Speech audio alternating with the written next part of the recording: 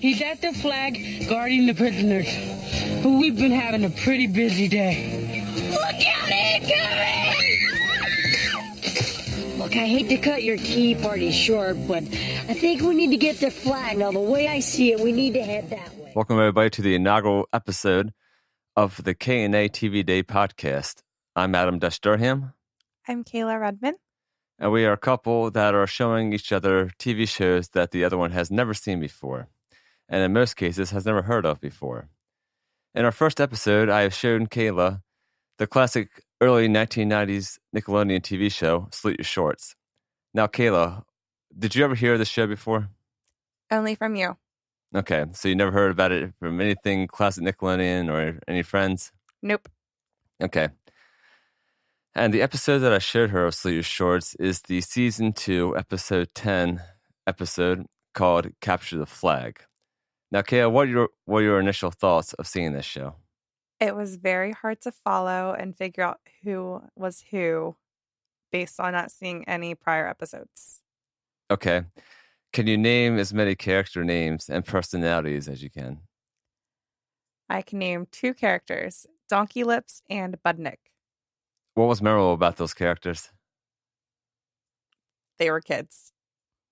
They were kids. Okay. Did you recognize any actors in this episode from anywhere you've seen before? I did not. Okay. The kid playing Bobby Budnick is named Danny Cooksey. You may have seen him in Terminator 2. He plays John Connor's friend when he's growing up. He was also a really popular voice actor for a number of years and did a lot of high-profile things. The guy playing what's a character named Ronnie in the TV show later on to play Joey in Boy Meets World, and was also in the band Raleigh Collie for a number of years. Okay, I know you said the episode's a little hard to follow, but what kind of synopsis can you give us about this episode? Okay, so there are a bunch of kids, and they are at a camp, which I am assuming is summer camp. The camp's name is Camp Anawana. I didn't see any camp counselors.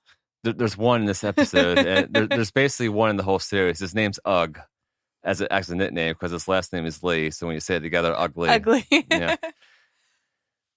All right, so just a little bit of history about this show. It only aired for 2 seasons between 1991 and 1992. Has 26 episodes total. The pilot aired in 1990. I do remember seeing this when it first aired. It was on Nickelodeon for quite a number of years in the 90s until Nickelodeon decided to change its branding. They went a little more corporate and kid-friendly. Kayla, in this series, there are a lot more adult jokes. This episode was at the later part of the series, like right at the tail end. There's condom jokes in some of the early episodes. There's jokes about giving people the middle finger. I mean, it was pretty raunchy for its time period and definitely not something that would air nowadays. And that's part of the charm of it. But yes, the synopsis is about a group of kids at summer camp, Camp Anawana, and they're sharing their summer experiences. In this episode, they're playing a game. In other episodes, they're trying to sneak out into town. There's one episode where they sneak to go to a movie theater.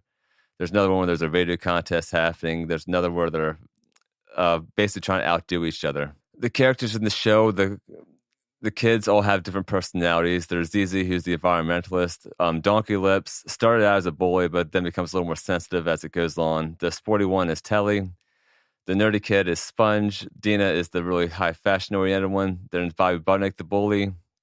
Ronnie is kind of a all-around, just a class all-American character. But basically, the episode starts.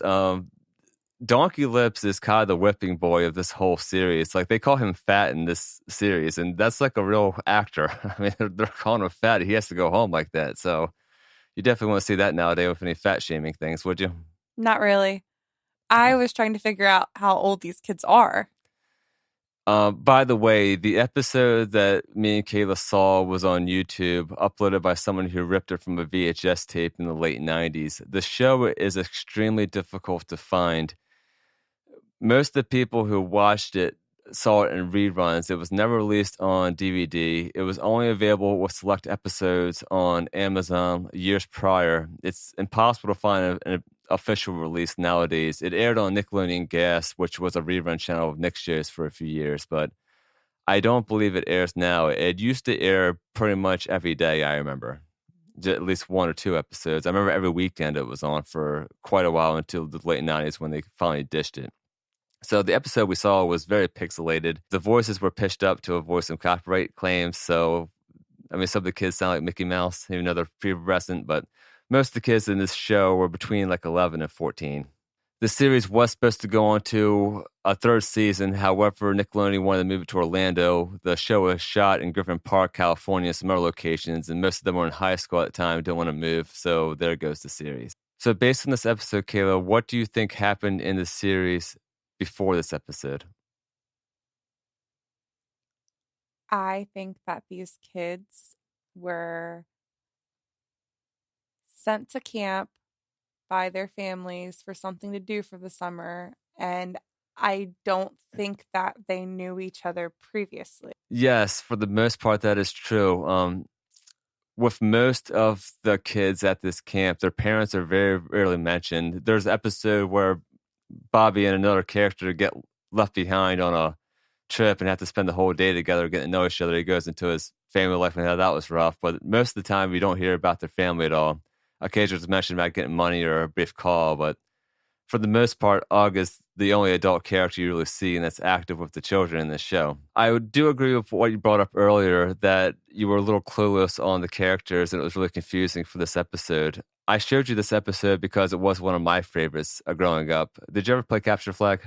No. Okay, we used to play in the woods over here, but this was a little more intense version. Like they were doing some mapping, they were doing some decoys, they had massive teams about not getting wet. But you understand the concepts of Capture Flag, yes? Yes. Right. But yes, this was an episode where you can't really jump right in and get everything off the bat. There are some other episodes where you kind of can, but the personalities were established long ago, considering this is kind of like the tail run of the series. I knew all the characters just because I've seen the show before, so I think I had the benefit of the doubt in that case.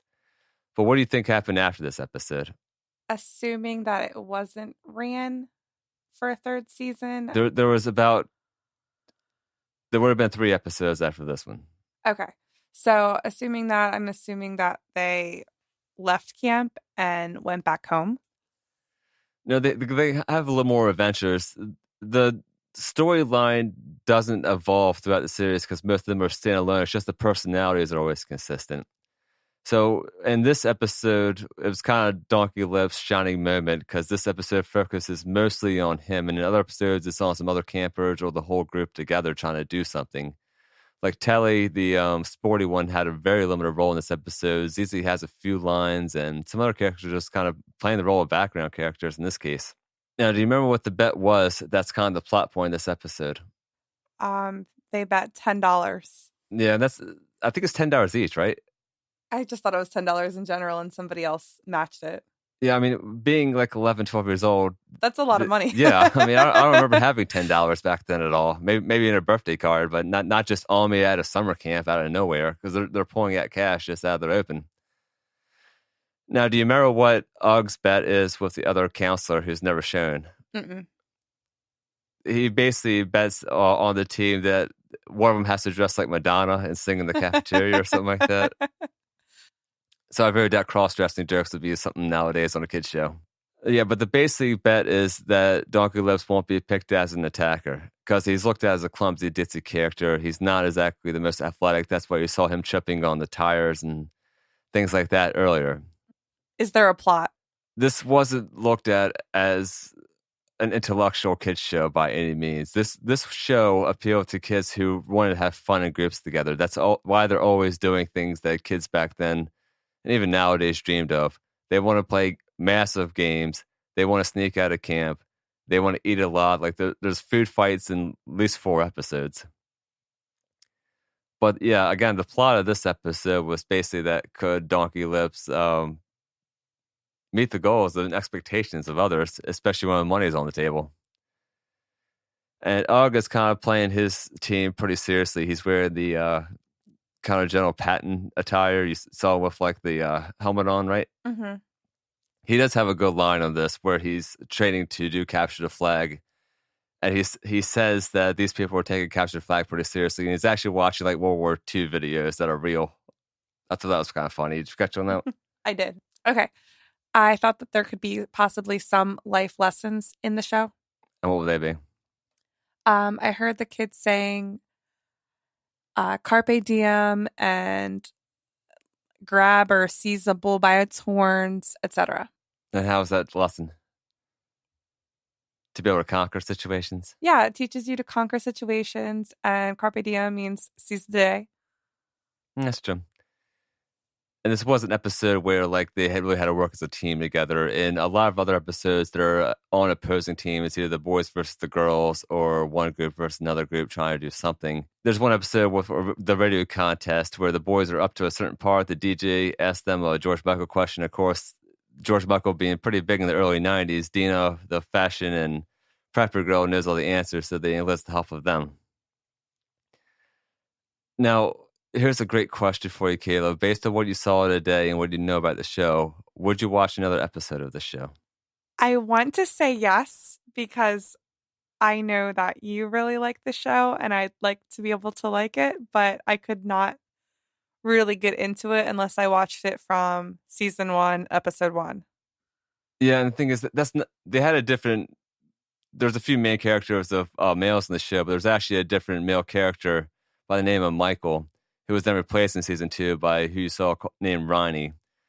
Other than that, the cast never changed too much. They had a few other minor characters coming here and there. Like August, a girlfriend at one point, and there's Dr. Khan, who's the camp owner who's announcing everything. Oh, another question I have for you is, what did you think of the theme song? I like the theme song. Yeah, it was fun. And again, this was supposed to be a fun kids show. They're not doing anything intellectual. The storylines are kind of all over the place, but it is a fun show. There are a lot of other episodes, I won't lie, that are better than this one. There's a few other memorable episodes that I'll show you later. There's one about one of the early episodes is about a killer plumber that's invading the camp and giving everybody nightmares. That one's pretty funny. The key charm about this is this was a different era of Nickelodeon. Live action, plenty of perverted jokes all over the place. And yeah, I can watch this as an adult right now and still be entertained. Mm-hmm. Of course, there are some dated elements, but for the most part, yeah, there's some good episodes of the show. It's just very hard to find right now. Yeah, I could never imagine this being on Nickelodeon today. Oh, no. Is there anything similar to this nowadays where like there's a kids camp or like a group of people just competing against each other all the time? It kind of reminded me a little bit of that movie. It might have been in the early 90s, Camp Nowhere. Oh, yeah, that was mid-90s with Christopher Lloyd and a few other people. Yeah, I think I read somewhere online, it was rumored that was supposed to be a Salute Your Shorts movie, but I can't remember exactly. I'm not sure how that would line up, because that would have been a major rewrite, because the plot of Camp Nowhere is Christopher Lloyd's character is hired by the kids to play one of the counselors or the owner of the camp to set off the adults. Mm-hmm. But Ugg was definitely the main character of this show, adult-wise. Thank you for listening to the very first episode of K&A TV Day. Next week, I'll be showing Adam how to get away with murder. Literally? No, the TV show. Okay. Please be sure to subscribe to us on iTunes or YouTube, wherever else you get your podcast. This is produced by Modulation Studios, and our email address is knatvday@gmail.com.